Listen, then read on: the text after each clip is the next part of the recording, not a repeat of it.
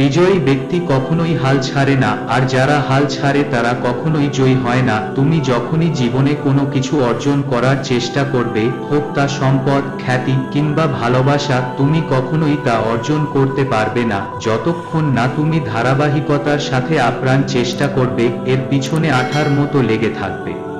ইতিহাস সাক্ষী, যে সকল মনীষী চলে গেছেন, তুমি তাদের জীবনী পড়ে দেখো, তারা যে জিনিসই অর্জনের ইচ্ছা করেছেন, এর জন্য তারা নিজেদের জীবন বাজি রেখে শেষ নিঃশ্বাস পর্যন্ত চেষ্টা করেছেন।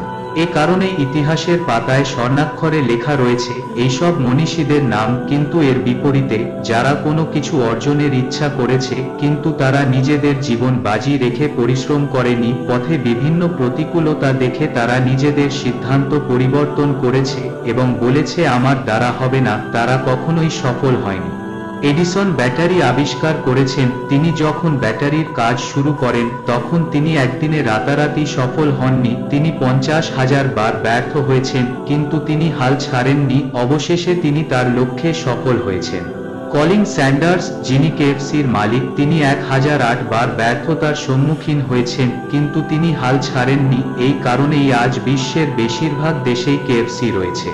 প্রিয় ভাই আমার, তুমি যদি তোমার গন্তব্যে পৌঁছাতে চাও তাহলে নিজের জীবন বাজি রেখে অবিচলতার সাথে পরিশ্রম করো, হাল ছেড়ো না, দেখবে সাফল্য তোমার ভাগ্যে পরিণত হবে।